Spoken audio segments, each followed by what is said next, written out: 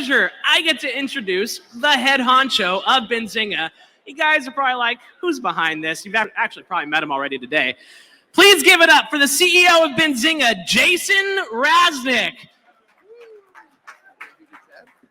And he's going to be moderating. And I'll introduce this guy. If you talk about energy, this guy, all right, that's good. We got music. This guy, Chad Bronstein, is the most energetic, driven entrepreneur that I'm going to say in this industry. This guy not only has Fyllo, not only Tyson 2.0 and more companies. We are pumped to introduce the man, the myth, the legend, Chad Bronstein from Fyllo. Neil, take the mic. Neil, thanks. Grab the mic. Thank you. We got that. You guys ready to rock it out? All right, we're going to sit here. What's up? What's up? Thank you for that great introduction. Yes, we got to, I mean, it's not great. I mean, this guy, I don't know if you guys know about this guy, but I want to put a camera for the day in the life of Chad Bronstein. So, like, what time do you get up at? What time do you end at? I get up about 6 o'clock in the morning. 5:30. Every day? Yeah, usually about 5:30. Go for a run. Then my son wakes up, hang out with him. Work pretty much until later on, and then hang out with my son and my wife. And then Jeff calls me up at 9 o'clock at night, or Adam Wilkes calls me up at 12. We're sitting over there, and I pick up the phone. But how, like, so we're going to start Fyllo, okay? And I know there's 2,600 people watching remotely, but Fyllo, like, how did you start this company? What was the problem you saw in the industry?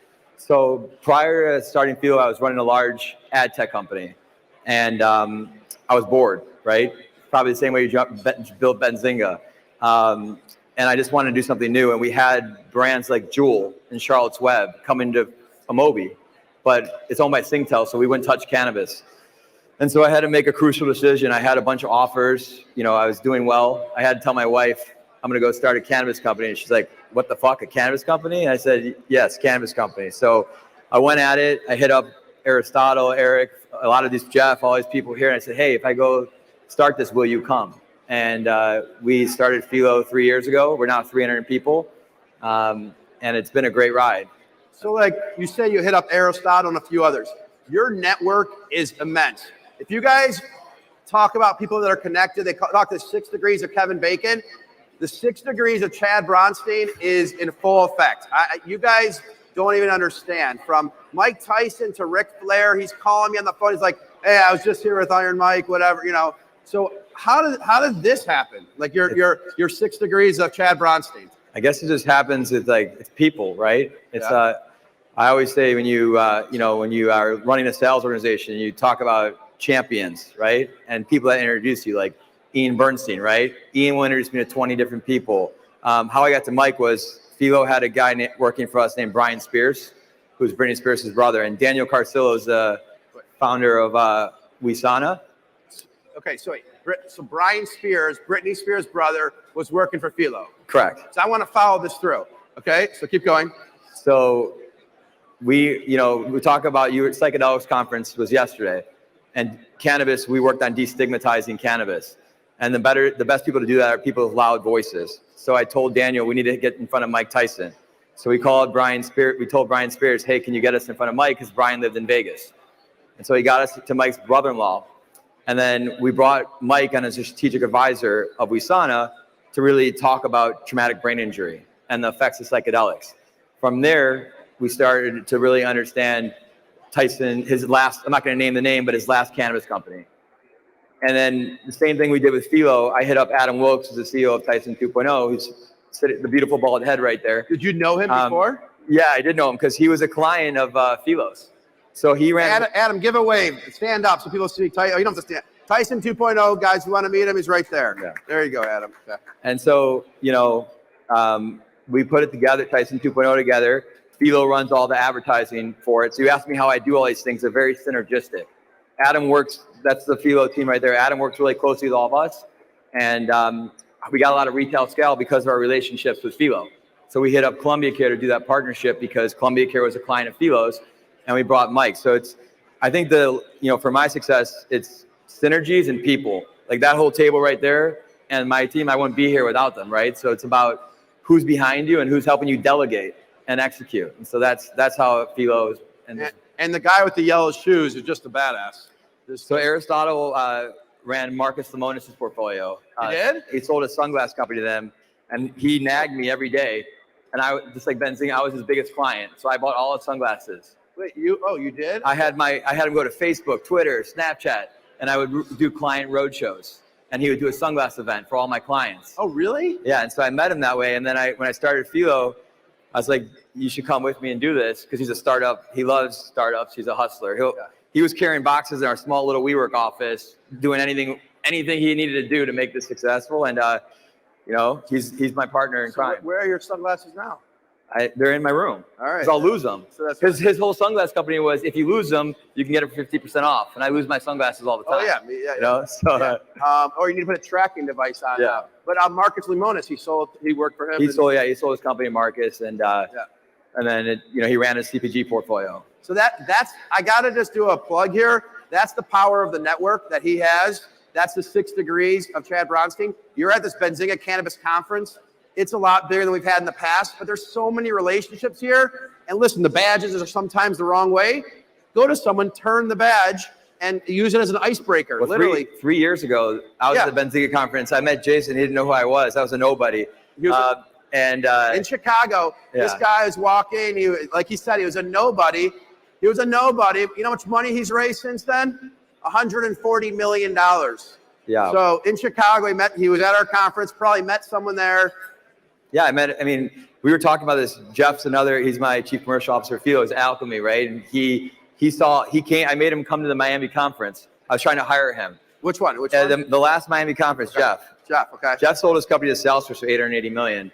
For how much? $880 million. Oh, so that was more than me. Yeah, so I had to really convince them to come to Fyllo. Benzinga sold him. He came to Benzinga in Miami with me. Where's our cut? We got to. Yes.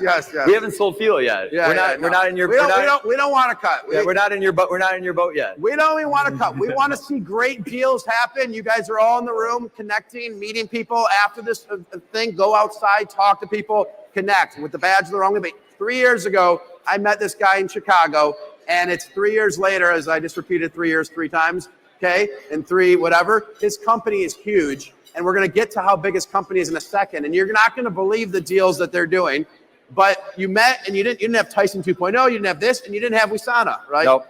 Wisana was interesting. If you guys saw Daniel Carcillo speak yesterday, he's an incredible story. He reached out to me on LinkedIn. He lives in Chicago. He played for the Blackhawks, 2-time Stanley Cup champion. And he wrote to me, and I'm not a hockey fan, and I didn't know who he was. I watched his story. And he asked me to help him with the psychedelics with Wisana. And so we took it public. We raised about $20 million for it. And, the mission is to help people with traumatic brain injury. But it happened from a LinkedIn message because he saw the success Fyllo was having and he saw it was local in Chicago. He needed his support. And I loved his story. And then, Jeff was my first investment. Aristotle came on and was doing all the back end with me. Conrad helped me create the name. And so you see Nicole Cosby, who's our chief legal officer, did all the legal work, looked at all the contracts. So Fyllo helped with our resources, with Daniel, give him the resources to be a good CEO and to run the company. That's amazing. You have the core. You have such a strong core. And by the way, your wife helped with the name too. Yeah, my wife helped with the name. And to be honest with you, Selena was the reason why I started Fyllo. Oh, really? We lived a nice life, and I said, I'm going to go start a cannabis company and take a huge risk and a pay cut. And she said, I support you. You do this risk, because I didn't smoke weed before not much before I started Fyllo. Then I started to really learn. And Brian Kaplan, who's over there, I was meeting him. He's at Timeless in Arizona, telling him my ideas, and now he works for Fyllo. So it's like back to that, that degree of separation. Network. Yeah, but it's also about working with people you have chemistry with. Yeah. You, Patrick, and Elliot, you guys are a tripod. Like, you guys have great connections. Me and my team, I have to have chemistry and trade on energy. That's it. That's it. And so now, but the Fyllo and this whole story. But before we get to Fyllo and what you guys do, I want to get to one more thing. Health is very important to you, and that's partly why these companies exist. But health is very important to you. You're very in shape. Like, how has health made a difference in your life? And what do you do to stay in shape and to have these guns? Yeah. Do the interviewers usually touch the guest's arms and feel their biceps? I don't know. So I didn't take the interview. I don't have the. Right now, I just cardio. Just to like, me and Conrad were talking about this. Cardio, is it the elliptical, is it tennis, hockey? Run, and I play tennis with Aristotle in Tampa. Okay. He's not very good, but it's a lot of chasing his bad balls, you know? Yeah. So I'm running all the time. Okay. So it's So that's it. That's it. Yeah, I mean, and I. What about eating? Do you eat healthy? Yeah, I eat really healthy. Okay. Because prior to starting Fyllo, I was traveling 4 days a week, and I was eating like entertaining, eating steaks all the time, and I cut out red meat and just started eating healthy because, you know. Wait, red meat's out still? I don't eat red meat. Yeah. Hold on. You have a dinner a couple nights from now. What are you going to eat there? Fish. For real? Yeah. I mean, he's going to you clap that up. He's going to the steak. Okay, whatever. Anyway, don't go into that. All right, so Fyllo. Tell, for the person who's in 6th grade, tell this audience, the worldwide audience watching, the 2,000 people as well, what Fyllo does in the most basic terms. So think of Fyllo as like, I like to say the Salesforce of cannabis, right? We have multiple solutions. So if I use a Columbia Care as an example, just to make it easy with an example, we have a compliance software. It's hyper local, and we help law firms like DLA Piper and Columbia Care stay ahead of local jurisdictions. Then we bought a company called Data Owl that was a loyalty software, which we bought it, rebuilt the technology. Wait, how long ago did you buy Data Owl? A year ago.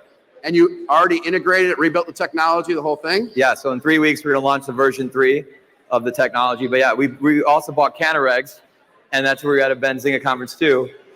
Wait, did you meet them at a Benzinga conference? No. But kind of the same thing. You entertain, you build your relationships at the Benzinga conferences. No, that's true. Yeah, But you could just lie and say you met him too. Yeah. Okay.